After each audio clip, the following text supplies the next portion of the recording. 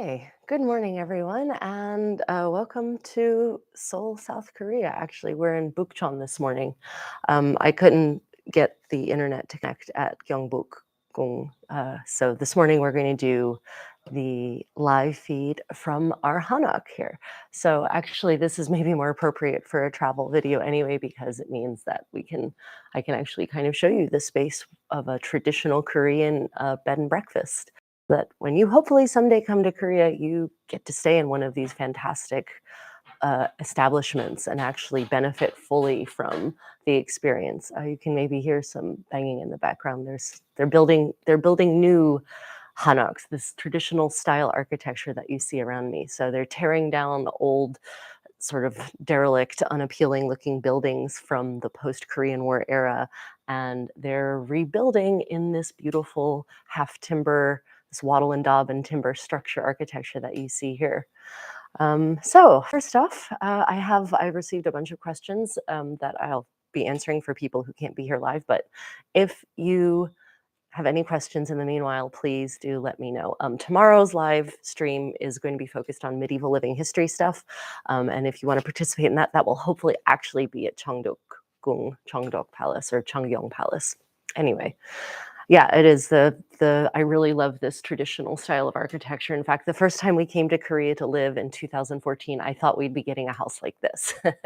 Little did I know that these houses are hundreds of thousands of dollars to build, if not millions of dollars, and so not everyone has one. And but now there's more and more of them, so now you can rent them at least. You can stay in them as a bed and breakfast, or there are lots of them now available through Airbnb to rent wholesale, like 3 and 4 bedroom properties, and you can rent them for the whole weekend, you and your friends. And actually, they've got great rooms, and they've got kitchens, and they're fully equipped, and they have these beautiful courtyards, like a courtyard like this, actually. Yeah, it really is. It is exciting. And the really great thing is you would never know that we're in downtown Seoul. We are in a 25 million person metropolis, and it is as quiet as the grave here.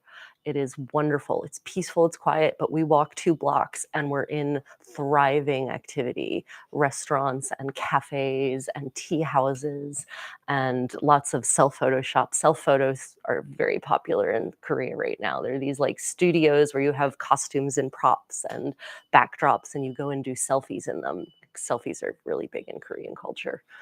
I actually read an interesting paper about how why in Asia the selfie is such a crucial part of culture. And anyway, um, yeah, if you're going to stay at a traditional bed and breakfast like this, there are some things to know though. So it is traditional, which means that you're sleeping on the floor, and I might pick the laptop up and show you what that's like here in a moment. My poor beloved husband is still sleeping. So you're sleeping on sort of thin futon-like mattresses on the floor. So it's not the cushiest bed you're going to ever experience. And the rooms are small because the idea is that you fold the bed up in the day, and if you want to use the room for other purposes, and then you undo the bed in the evening. So it's not like a traditional Western style hotel or even Western style bed and breakfast where the bed is a permanent fixture of the room. And a lot of Westerners are not accustomed to sort of the lack of padding that comes with sleeping on the floor. So you might have to ask for more mattresses so that you can layer it up. And they're nearly always happy to give you more mattresses if that's what you need. Another thing, towels here.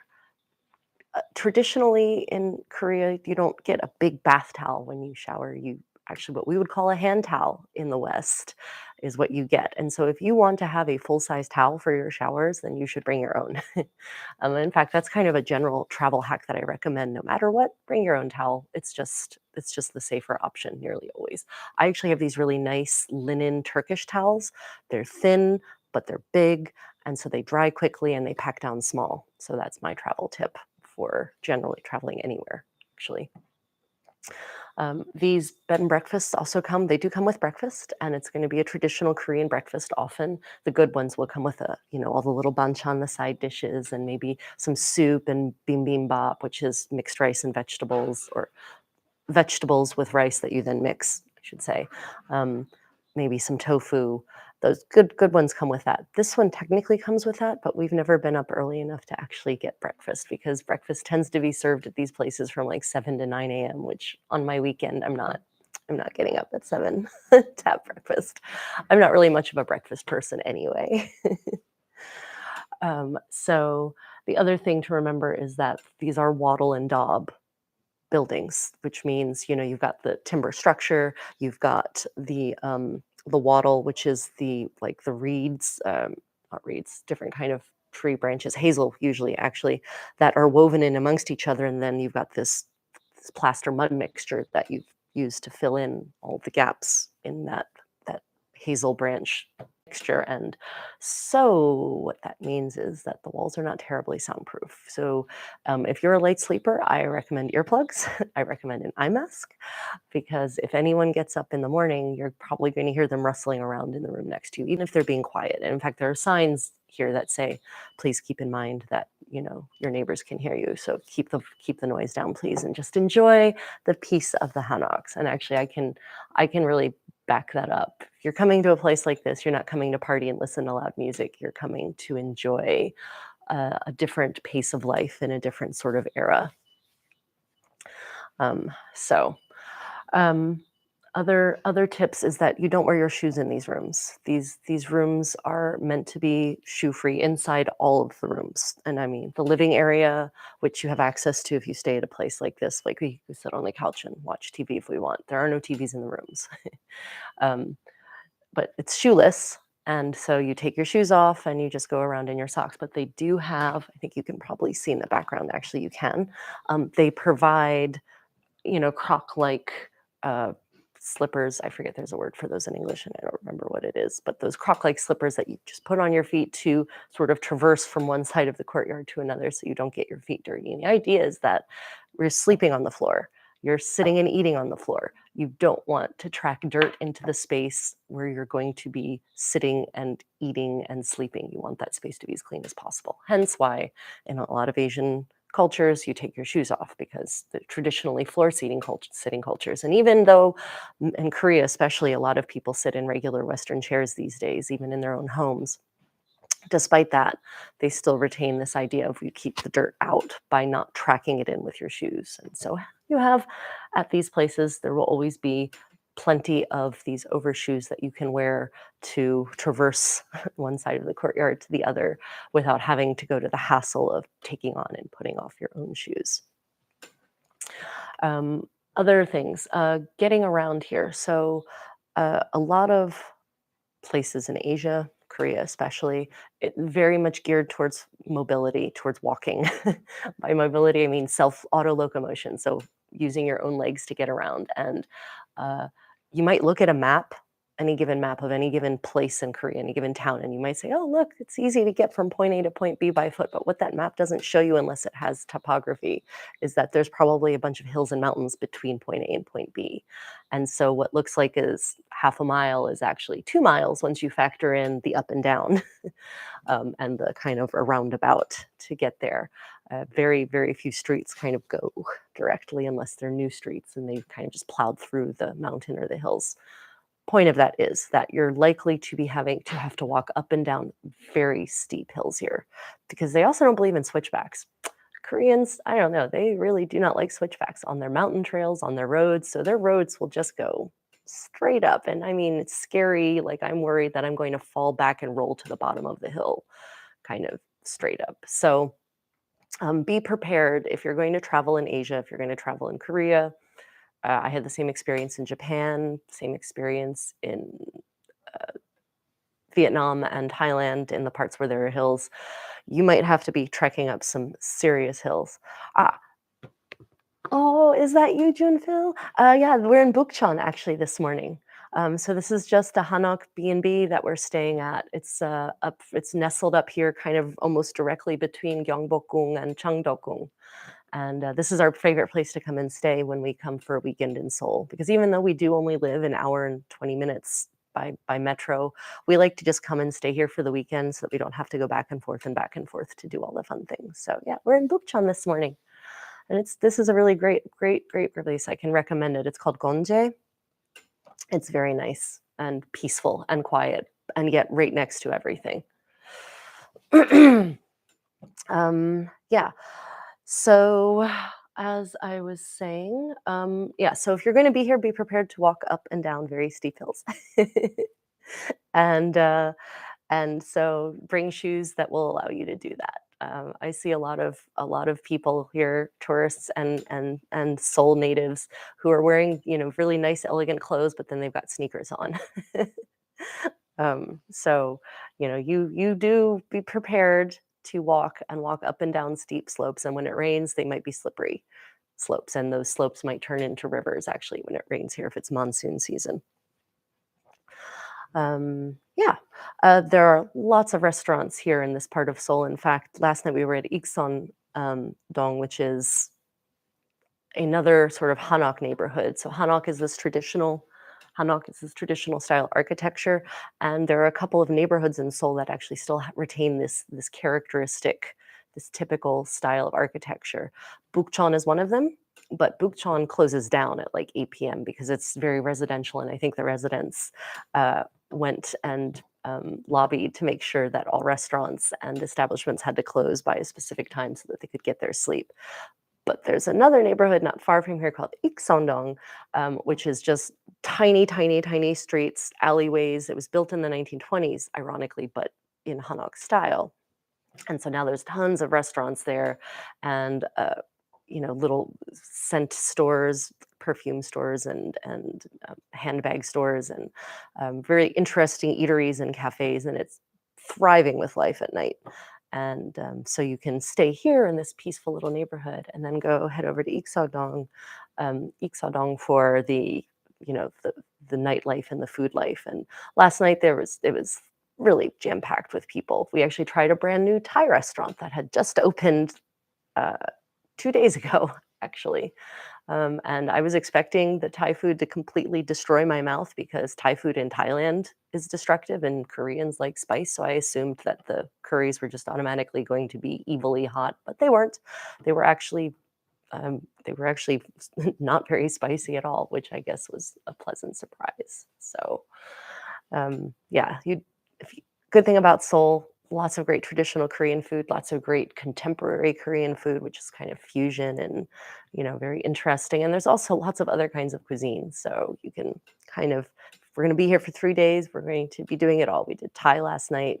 We're going to get tokbal for lunch here, or posam and tokbal. Posam is pork belly that's been steamed until it's like tender and juicy and then sliced, and then you eat it with little sauces and wrapped in lettuce leaves or steamed cabbage.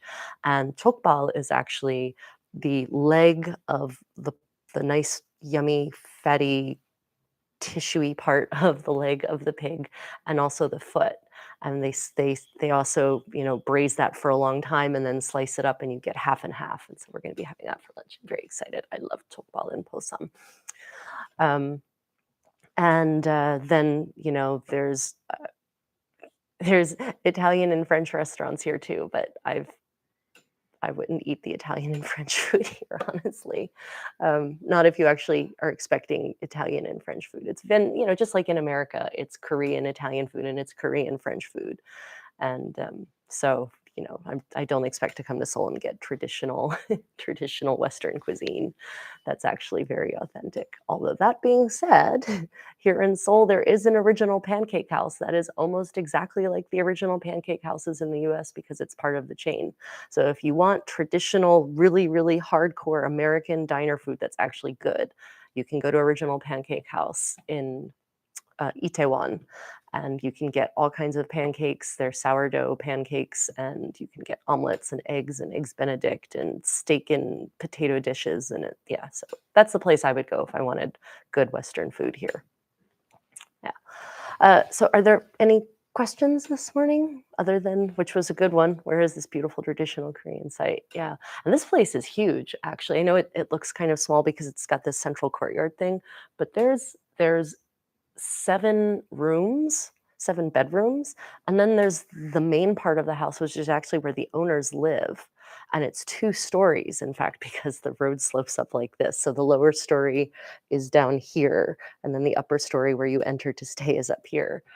So this place is actually, especially considering that we're in downtown Seoul, this place is immense. It's a big piece of property by Seoul standards.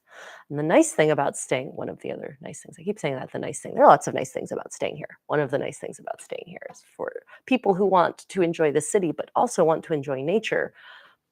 Half a mile that way is access to the trails for the medieval walls of Seoul. And they literally go up and down the mountains that ring Seoul. And so you can literally walk half a mile, get on a mountain trail, hike up to the top of an extremely steep mountain, and look down at the back of the Blue House and Gyeongbok Palace from the top of this amazing mountain, which we've done. And I'd like to do today or tomorrow or the day after, but I don't think it's going to happen because, well, I just don't think it's going to happen. But so that means, if you come to Seoul, you're not just getting a city vacation or a city break. You can do nature and mountains, and the view from that particular peak, Bugekson, is amazing. It is literally breathtaking. It's because if you look to the city, you can see all the way across the river for 20 miles probably. And then if you look the other direction, which would be east, if you look east, um, north, maybe if you look north, I get kind of turned around in Seoul because the river does this weird thing.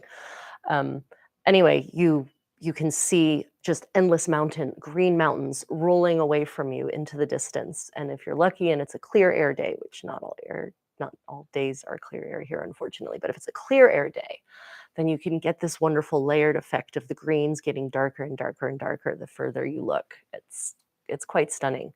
And you get to see the remnants of, the security system that is kind of still there, the military security system to protect the Blue House. So there's these guard shacks all along this medieval city wall. They're still using the medieval wall for its purpose, which I think is really neat.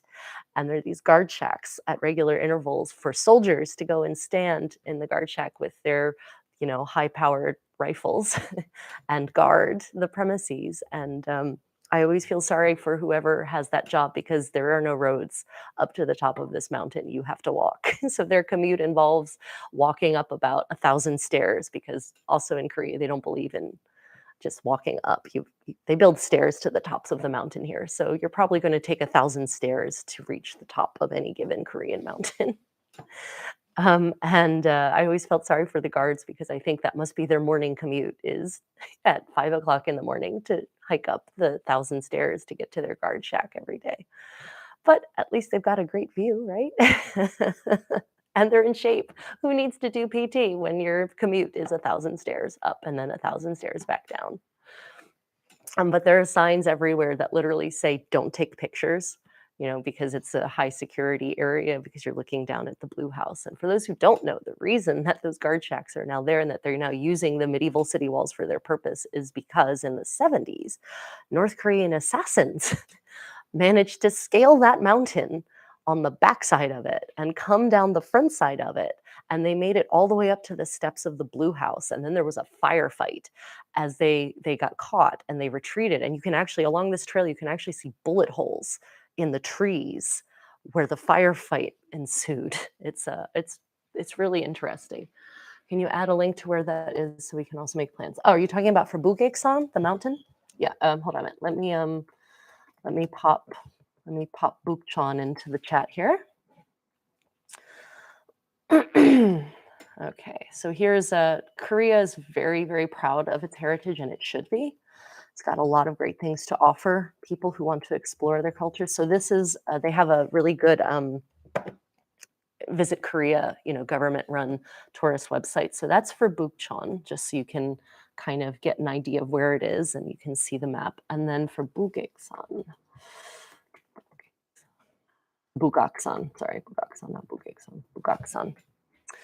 For Bugaksan, here is Bugaksan. I'll put this link here as well. Yes, Bugaksan. And San, your Korean lesson start today. San means mountain. So if there's any place name in Korea that you see that has San at the end of it, there's a mountain involved. So Bugaksan is also one of the mountains that features on the royal the screens that sit behind the royal thrones that are a part of the symbol of royal authority in Joseon and up until the early 20th century. And so the central mountain there, the big peak at the center, that's Bugaksan. And it's actually, you can literally climb up it right here. The medieval city walls actually were 18 kilometers long originally. And you can actually, they've rebuilt a goodly number of them. The Japanese tore a lot of them down during the colonial period. Good times. Anyway, wandering away from that hot topic, um, they've rebuilt a lot of them, and so you can actually walk on the city walls, the medieval city walls, for a goodly amount of them. I'd say maybe 12 kilometers, I think, are available for walking. But just like the Great Wall of China, these medieval walls go up and down all the mountains. So you are going to get one hell of a view. It's going to be stunning. It's going to be beautiful. You're going to be up out of the city. You're going to be in the mountains with trees, and you're going to see just amazing sights. You're going to be able to look down on the palaces from these mountains and see the amazing Neo-Confucian layout, the sort of beautiful squares and rectangles that make up this very orderly system of palaces. But you're going to be walking up and down a lot of stairs because, like I said, they don't necessarily believe in switchbacks here. So it will be quite a workout. And if you're looking for Hanok, if you want to find a place like this to stay, so it used to be that these were so rare, these Hanok stays, that there was actually a central website called Hanok Stay Korea or something like that, our first tour. But now, because so many have been built and are being built, and people are just basically listing their properties on Airbnb. So all you do, you can go to Airbnb, and if you kind of know where they are, then you can scroll in on the map, and if you hover over each little dot, you can see a picture, and it will be very obvious if it's a traditional hanok or not, because it will show you something like this. Or if it's not, then it will show you something very modern looking. Because some of them do have hanok in their name, and that, if you do a search on Airbnb, let me see if I do that, because I just know where these things are, so I just scroll in on the map and look. But I think if you, oh no, it's not. Let me see, Hanok and Seoul. I wonder if that will actually let me bring that up. I know on sites like Booking.com and Agoda, if you enter Hanok for any given town in Korea, you are likely to actually pull up what's called a Hanok stay, this B&B. Okay, so actually, yes, if you go to Airbnb and you enter Hanok, Hanok, and I'll go ahead and put that in the chat here. Hanok.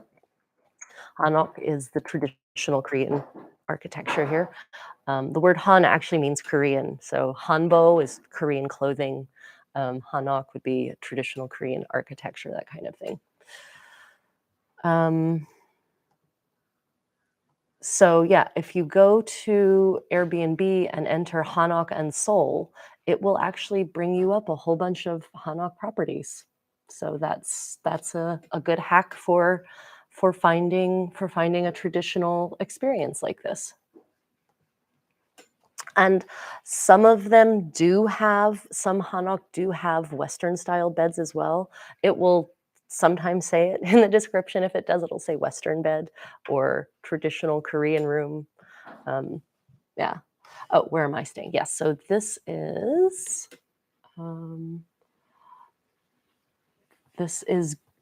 Gajong. Let me just double check that. Gawonjae.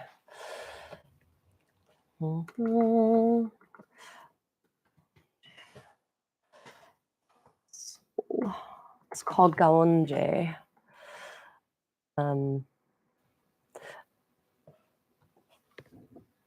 And let me see if I can find it.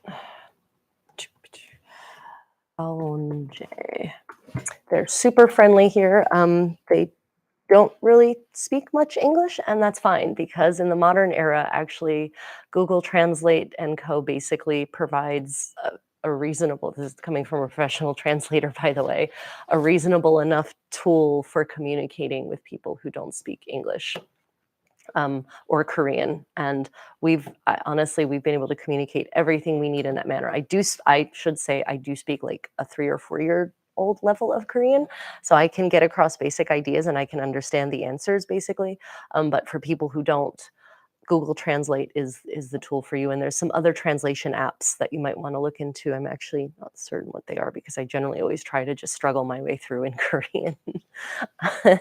Um, but you shouldn't worry about a language barrier. People who host establishments like this are excited to have foreigners in. They love meeting new people and seeing people from different cultures. And so they understand that if you're coming here, you're not going to speak a very proficient level of Korean.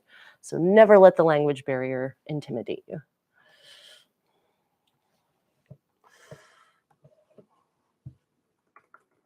Let me see if I can actually find a pin for this place.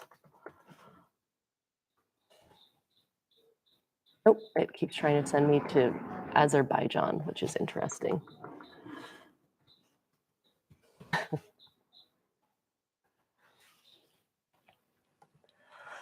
Um, yeah. So let's see. If you come to Korea, also note you do not need a car to get around. In fact, I discourage you from renting a car, except for the exception of going to certain sort of more remote spots on the peninsula where the public transit network isn't quite as strong yet. But for most of the main places you might want to visit here in Korea, at least on a first visit, trains and buses. The thing you are going to need is something called a T-money card. It's called a T-money card, and you can get it at basically any convenience store. And the big convenience stores are GS25. Um, put that there. It's called GS25, and CU. CU. CU, like that, spelled like that. It's a play on words in English. It's kind of cute. And you can get it's a T-money card, and you buy the card from the convenience store, and then you can reload them at machines at any given train station, at any metro stop. You can also put more money on them at the convenience store if you can't find one. So most bus stops don't have a money loading device. So if you're taking a bus and you need to put more money on your card, then go to a CU or a GS25, and you hand them the T-money card, you hand them cash, or you have sorry. For T-money cards, you have to use cash. You have to have one. I just remembered that. You can't use your credit card, unfortunately, to put money on a T-money card, at least not yet. So you'll have to have cash for that. But the T-money card is good for public transit throughout Korea. And also you can use them on some vending machines, interestingly. So like in the palaces, there are water vending machines, and you can actually use your T-money card to buy water from the vending machines, which we found really handy since we didn't have any won on us at the time. So you want a T-money card, and use it on the buses. You can use it on the metro, for the local the metro trains. So Busan has a metro, Daegu has a metro, and Seoul has a metro, and I don't think any of the other cities have a metro at this time. But for the regular trains, you'll have to buy tickets, and you can buy tickets online, or you can buy them at the train station. So there's a whole train network in that way. So yeah. Um, T-money card is your friend, and there's apps for navigating the subways. There's subway apps and there's bus apps, and there are different ones. And depending on when you come, there might be a new one that's even better. But that's how we get around here. We don't have a car. We don't want to have a car. We don't use a car. And the taxis are also excellent for point-to-point transit because they're super cheap. Taxis are super duper cheap here, especially compared to the US. So if you take a train somewhere, then you can take the taxi from your train station to your actual hotel or your B&B or to whatever site you want to get. And it is not at all expensive. And you can use credit cards for taxis. And I do recommend using credit cards for taxis, especially if you have a reward card that gets you points, because then you're building points towards free travel. Yeah, so let's see, T-money card.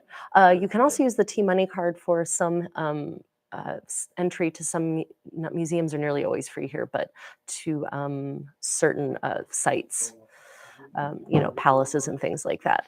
But you can also use credit cards nearly anywhere here, really. It's not a problem. So It will also prevent you from ending your trip with a lot of extra cash or change if you use credit cards when you're here. Yeah, we hardly ever use won. We always keep some emergency won on our person, for example, for refilling our T-money cards, but we hardly ever use it for actual transactions.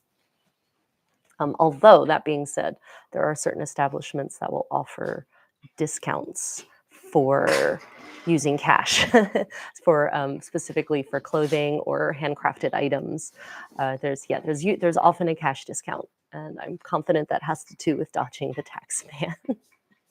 Because the discounts they offer are way higher than just avoiding credit card fees. But, that could be me just being cynical. In terms of foods that I recommend you absolutely try if you're here, if you're kind of newish to Korean culture, then bibimbap is your friend. I'll just write that here in the chat. Bibimbap. And that's mixed rice. Sorry, I keep saying this. That's rice, steamed rice, with a beautiful rainbow array of mixed vegetables on top. And those vegetables could either be raw or they might be sautéed and flavored with sesame oil and sesame seeds and garlic and scallions or whatnot. And there's wild bibimbap where they're actually using greens that just grow in the woods and wild mushrooms. And then there's sort of more cultivated bibimbap, and it might be burdock root and carrots and kimchi and spinach and that sort of thing. But it will always come in this beautiful rainbow array, and it might come with an egg, or it might come with some kind of meat, maybe spicy pork or chicken, or even bulgogi beef, or even raw beef in some cases. And then you take that beautiful rainbow and you take your chopsticks and you mix it all up. It looks awful. Oh, I love dulsot bibimbap. So thank you for asking that question. So that's another kind of bibimbap. So you can either it comes in a bowl and the ingredients are already cooked, whatever, or it might be served cold. It's a good summer dish. Or dulsot bibimbap is hot, super hot stone pot that's literally put in the flames and turned into a dangerous weapon of pain. Your rice and your vegetables are arrayed in that and then put in that flaming fire, and the pot is heated up super hot, and then you crack an egg on top, and then you mix it all together. But meanwhile, the starch in the rice, because there's also sesame oil in the bottom of that pot, the starch in the rice is kind of fried a little bit in that toasted sesame oil, and it gets kind of a little crispy on the outside. And so then when you mix it all together with that raw egg, the raw egg emulsifies into kind of a sauce on top of everything.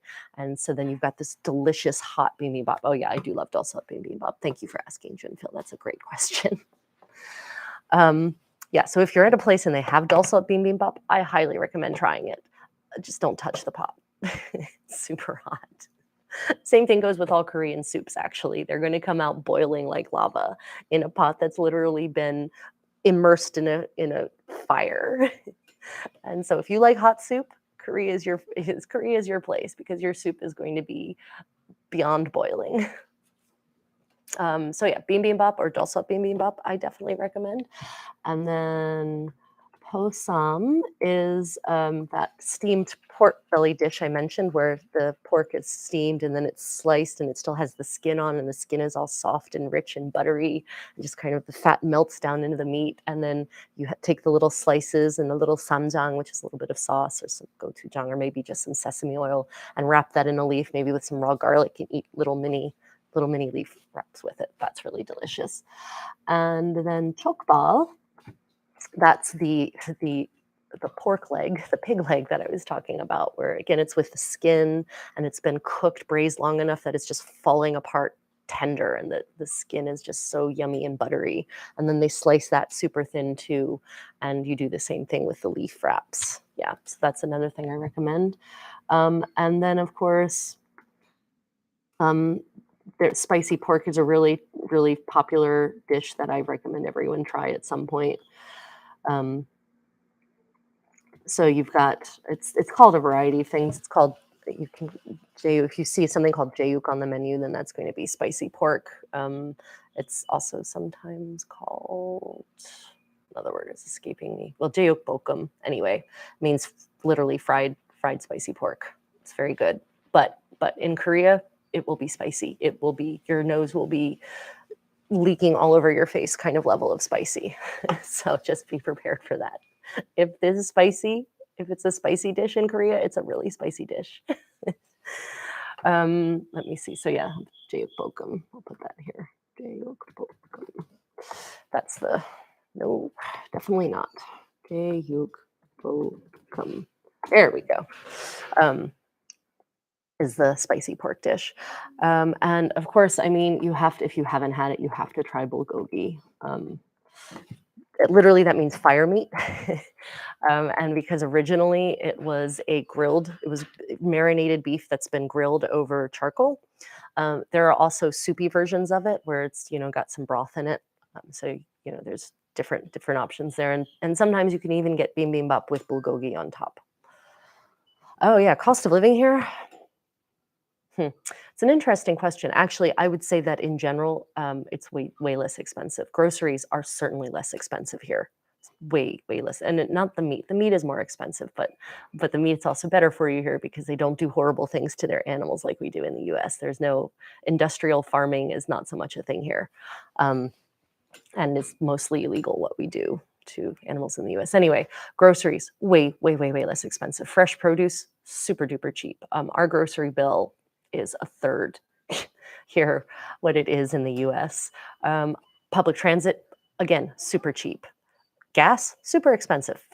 Gasoline, petroleum, yeah, that's really expensive. If you're going to drive a car around here, you're paying money for it, which means that most of the people who drive cars here are kind of doing so not for the convenience, but also as a kind of a status symbol to say, look, I can drive a car because I can afford to. But public transit, super cheap. Museums, very inexpensive. Restaurants, if it's traditional Korean food, restaurants are also very inexpensive. Very inexpensive. Western food, Western restaurants are more expensive because they have to import a lot of the key ingredients.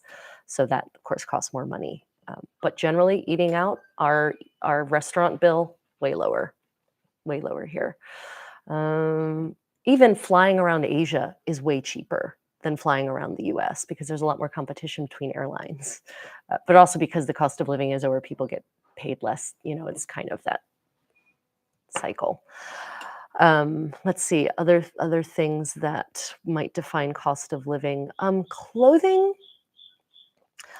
Clothing is about the same, I would say, actually, and for the same level. So, if you compare cheaply made clothes to cheaply made clothes, cost is about the same. If you compare really nice high-end things to really nice high-end things, the cost is about the same. There used to be this myth of cheap Korea, like Korea was a really great place to go shopping. And that's because back in the 90s and the early aughts, the exchange rate was super favorable for the dollar. It was like 6,000 won to a dollar. It's now 1,200 won to a dollar. So you can imagine that at an exchange rate of 6,000 won to a dollar, Americans thought everything was super duper inexpensive here when it really wasn't. It's just that there were currency effects. So I would say living spaces are more expensive because Korea is the size of Indiana, but has about 60 million people living in it, and about 70% of that land is undevelopable mountain, which means that you're trying to fit millions upon millions of people into a very small space. That makes the cost of land super high, especially in desirable living areas. And so, having you can't have your 30-acre property with your house sitting in the middle of it and pay $100,000 to buy all that. That's not a thing here. So square foot per square foot, housing is more expensive here, although the housing market in the US is going kind of crazy, so might be comparable at this point, now that I think about it. We're paying, okay, here's an example. We're paying $1,400 a month for what is actually an Airbnb, but it's a whole apartment. It's a 4-bedroom apartment. It's like I don't know, 1,800, 1,600 square foot apartment. It's a pretty damn big apartment. And we're paying $1,400 a month for that. And it's right on the metro line directly into Seoul. So still kind of in the greater Seoul area. So $1,400 a month for that massive apartment.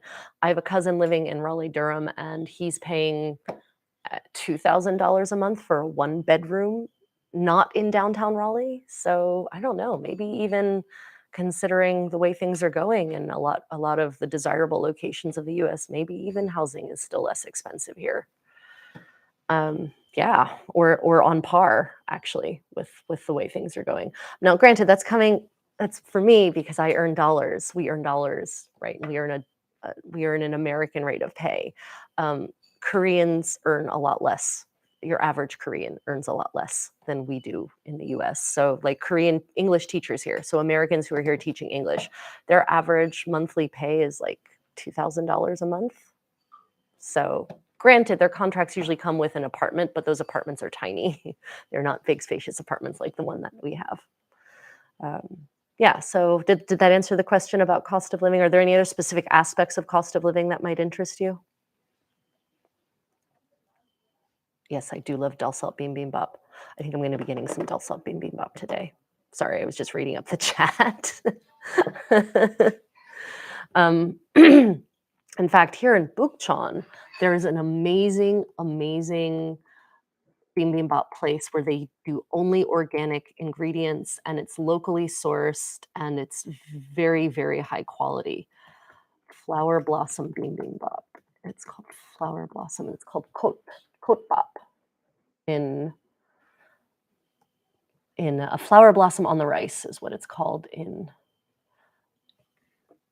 it's the English translation. And yeah, this place is amazing. I can really recommend this place.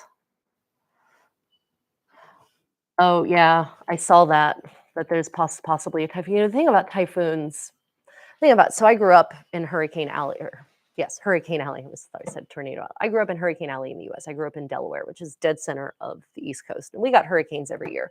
But the thing is about tropical storms like typhoons is that you can never really guess where they're going to go because they're very volatile. And so we're also up here in Seoul. It's less likely to affect us. If we were down in Daegu or Busan, I'd probably be more concerned about the typhoon. But thank you for warning me. It's probably a good idea to keep in mind because that would probably be the rain that the weather forecast is predicting for Monday. This is going to sound strange. I enjoy hurricanes of the medium grade variety, not the top end of the worst, the high end of the scale, because there's something beautiful about the destructive power of nature. But yeah, I also have never been in a level 5 hurricane. I've only ever been in up to a level 3. So we'll see. We'll see if that typhoon lands or not. They don't often land here. Yeah, luckily. Oh, in our living area. Yes, I would actually say I talk a lot about pig pork today. There's a chokbal place near us in one of the traditional style markets that's really quite excellent, and it's kind of got a little bit of the even though it's a modern market, but it's still they've tried to do some traditional this they've got like these kind of doors and whatnot kind of decorating the place, and it's run by this ajuma, which for those who don't speak Korean, that's an older and a postmenopausal Korean woman who's reached a sort of semi-deified status in Korean society. And she's really sweet and she recognizes us by face when we walk in. And of course, we had the boys, my stepsons over the summer, and they're all, 2 meters tall. So she was very impressed by them. So yeah, there's this great chokbal place. And the prices are super reasonable and the quantities are large and she always brings lots of extras and yeah, so that's probably my favorite local place is the Tokbal restaurant in our local market. Um, Here in Seoul, we actually have a chamchi restaurant that we really really like. That's kind of over at the other edge of yeah, Tokbal is the best, man. When I was in America for the brief periods I've had to live in America over the last couple of years, I really miss the Korean food because in America you can get Korean barbecue, you can get bibimbap, you can maybe get spicy pork, but you can never get dakgalbi, you can never get tokbal, you can't get posam. The places generally don't serve those kinds of foods unless you live in a neighborhood with lots and lots of Koreans. Yeah, so I'd say the tokbal place is our favorite restaurant. Yeah. A lot of people like Korean barbecue, but I don't like it because I don't like having to cook my own food, and I don't like having to wait for my food to cook. I prefer the food to come already done and ready to go. Yeah. Okay, let's see. I think those were all the questions I received in advance. There was something else I was thinking about. Um, if you're going to travel anytime, probably in the next year or two, make sure that you check COVID requirements in advance because it's a constantly evolving situation. And though the tendency has been to relax requirements and restrictions, the requirements can come straight back. And Korea is still requiring a negative COVID test. Now, it's a PCR test. If you get it within 2 calendar days of your date of departure. So if I was going to depart on um, September 6th, that means I could have my test taken on September 5th or September 4th. Anytime, doesn't matter what time of the day, if it's a PCR test. But they are also now accepting antigen tests within 1 calendar day before your departure, which of course are cheaper and easier to get than PCR tests. So that's the current situation. Oh no, this is a traditional Korean Hanok. This is the bed and breakfast where we're staying for the weekend. This is the sort of central courtyard, and the house wraps around. Actually, let me see if I can gently give this a turn, so you can kind of see. Oh, it's so bright. Oh, there we go. Yeah, my camera. Those are all little. Those are tenjang pots and kimchi pots and maybe gochujang. So those are all things that are fermenting in those brown pots there. Trying to do this slowly so it doesn't get too dizzying. Yeah, this is our preferred place to stay when we come to Seoul for a weekend. We love to stay in these traditional Korean style or Hanok traditional Korean architecture. You know, it's peaceful, it's beautiful. It's as a Korean website pointed out to me, and I don't know why I didn't think about this. Traditional Korean architecture is the ultimate in sustainable architecture because it's made all from 100% easily biodegradable materials. And so that means you're also not getting any toxin, you know, there's no microplastics, there's no asbestos or arsenic or lead in the walls that's coming to get you. So yeah, this is a place this is the 4th time we've stayed here. The first time, unfortunately, we got COVID, or rather, we came down with COVID so our weekend was kind of rough. We ended up having to go home sick. But we came back because even though we were delirious with fever, we really liked it that much. Nah, not here in South Korea. That would be North Korea. We're far enough away from the border that I'm not concerned about Kim Jong-un. Not even a worry. Tell you, no one here in Korea is worried about North Korea. In South Korea is worried about North Korea. It's not really a concern. Yeah. Okay, so yeah, so if you're going to travel here, then like I said, make sure you check the COVID requirements. Right now, testing is still required to enter Korea, and there's this thing called Q code. It's a website, and you have to go. It will make your life easier if you go to Q code and you register all of your travel information, because that will make processing through passport control way easier. Otherwise, you have to go through and fill out all this paperwork once you land. And I don't know about you, but after a 15-hour flight, I don't feel like filling out paperwork. I just want to get my bags and get to my destination and get to my lodging. So Q code, you want to make sure that you fill that out before you come, if you come here. No, so Kim Jong-un is the Red Pharaoh of North Korea, not South Korea. So he's got nothing to do with South Korea. We have a new president here in South Korea, and that's an interesting situation, but definitely South Korea is a democracy and a functioning democracy. Oh, thank you. This is the bed and breakfast that we're staying for the weekend. We're spending the weekend down here in Seoul. I'll just do another little turn this way so people can see the side of it. Check out those strange gourds. Those things grow on vines and they hang, and I always worry one of them is going to fall off of the vine and smack me in the face, but you find them in public parks and whatnot. And I have to find out, they're pumpkins of some kind, and I think they might make pumpkin soup from it. So yeah. Yeah, but this is a Hanok bed and breakfast. So Hanok is the traditional Korean architecture, and it's all timber frame and wattle and daub and beautiful screens. And there's actually those screens, those wooden beautiful lattice work you can see behind me and to the side. It is actually covered on the back with traditionally made rice paper. Even though they have put glass on the front. Traditionally, there didn't used to be glass. There was just the rice paper that kept the elements out. But for modern levels of comfort, they have put glass up so that you can keep out the moisture and the heat. Okay, so yeah, so there's no Western bed, but it has, it has the traditional Korean futons, and we're perfectly comfortable sleeping on that. So yeah, you're right. If you're going to come to a traditional Hanok, a traditional Korean B&B, there's not going to be a Western style bed most likely. It's most likely going to be the nice, and these are the nice pretty silk ones actually, in like red and blue and yellow silk. My husband's still sleeping, right? Go and show you. Um, so it's fine for me. And if one of these Korean futons, because they're about this thick, isn't enough, then you can always go ask your host for more, which we have done in the past, in fact. Yeah. So there is a bed, but it's a Korean style bed, and there's plenty of blankets, God knows. Yeah, it's yeah. So if you're expecting a, Sita, perfect posture, comfort, whatever, that's definitely not the traditional Korean experience. June Philly, you've been in the US for too long.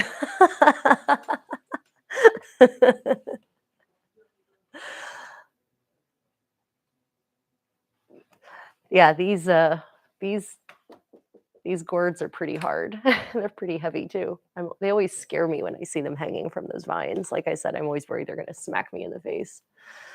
Yeah. So, are there any other questions? Because we're actually coming up on an hour. Tomorrow on my other channel, my Creative Contessa channel, I'm going to be doing a medieval living history chat from one of the royal palaces. Hopefully, we'll get to make that work tomorrow. So, any questions? Other things? Just looking around to see if there's any. Oh, behind me, that. So that platform is actually that's a seat. That's basically a raised platform for sitting on, and you'll actually see these in a lot of parks too. And that ideally you should take your shoes off if you're going to sit on it. And I was originally going to sit there and do the thing, but then I had no place to put my laptop, so I didn't do that. Thank you for joining in, Duncan. I hope to see you around on my channel. Let me know if you have any questions. Yeah, but this is a traditional Korean platform, and sometimes they'll put mats on them and sit and have a picnic on them. And I've actually seen people grilling on these too. They actually bring little stoves that you can actually just set up with some propane gas, and they'll grill meat or do soup or a hot pot on them. So if you see these in a park, exactly, they sometimes eat there. If you see these in a park, take your shoes off if you're going to sit on them. Be respectful.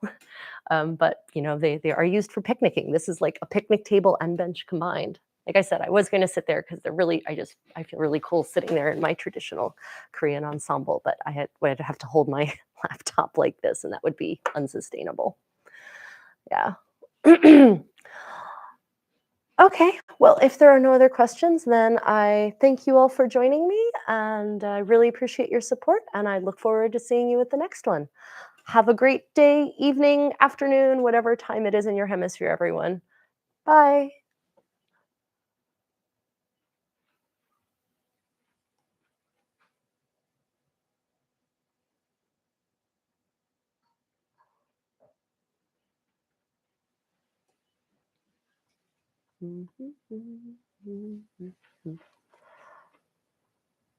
Oh, okay. Oh, I'm still here. I'm trying to decide where to move. Ah, right. Okay. So actually, that's an important question. I'm on a delay. I'm sorry. Did I accidentally set up a delay on this thing? I apologize.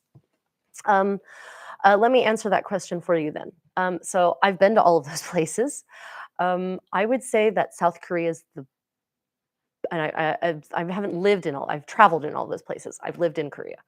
I would actually say that South Korea is probably the friendliest for people who don't already speak the local language. Now Singapore English is one of the official languages. Singapore might be good. Singapore though, it's frenetic because it is a massive city. Um, and there's no room to expand. It's an island, basically. It's all kind of off the tip of Malaysia. It's an island, and so um, but it's beautiful. It's clean. It's very safe. There's a lot of great things to do there. Lots of culture, very multicultural. People from all over Asia have immigrated there and set up lives there, and so there's all these great immigrant communities. The food scene in Singapore, oh my God, for food lovers, Singapore is the place. um, because you'll never get bored. Whatever cuisine you want, you can get it there. There's the British colonial era, and so you can go to Raffles for high tea. You can get Indian cuisine from all parts of India, Malaysian cuisine, Thai cuisine, Vietnamese cuisine, Indonesian cuisine, French. I know I'm a foodie. You can tell I love food. So Singapore is great for that, and because it's safe and because it's clean. Cost of living in Singapore is pretty high, though. I would say that Korea is a good option. It's still very safe because there's CCTV cameras everywhere here. Big Brother is watching, but you know what? That creates safety, and I'm okay with that. Um, uh, it's bigger, and there's more than Singapore. So there's more different kinds of landscapes that you can enjoy without having to leave the country to do so, right? You've got beaches, you've got mountains, you've got mud flats, the tidal mud flats where you can go and look for all the little critters in the tidal pools. You've got islands, you've got big cities, you've got small villages, traditional slow-paced way of life, fast-paced. It's all right here. And the cost of living is, like I said, pretty low, actually, especially if you have your own if you've got dollar-based income. This is definitely a good place to live. Cost of living is much lower here than it is in Japan or Singapore. And Japan the Japanese are very friendly. Let me make that very clear. I've had nothing but good experiences in Japan, but Japan is willfully trying to not let itself westernized, and that means that if you don't speak Japanese and read Japanese, that you will be lost in a lot of places because they're purposefully not putting signs up everywhere also in a Western language. Whereas in Korea, nearly everywhere, signs are in Korean and English. And also Korean is easy to learn to read. You can learn to read Korean in an hour because it's an alphabet. Japanese uses 3 systems of writing, 2 of which are Chinese-based, and 1 of which is Japanese-based, and they're all pictogram-based. So yeah, I definitely recommend. I would recommend Korea, honestly, over those options. Singapore is nice, though. If you have a large income, Singapore is a nice place to be. If your income is medium level, I would recommend Korea over Japan. And then travel to Japan. Because Japan's an 1.5-hour flight away. You can go visit Japan as often as you want, but still have the convenience of living in Korea. Okay.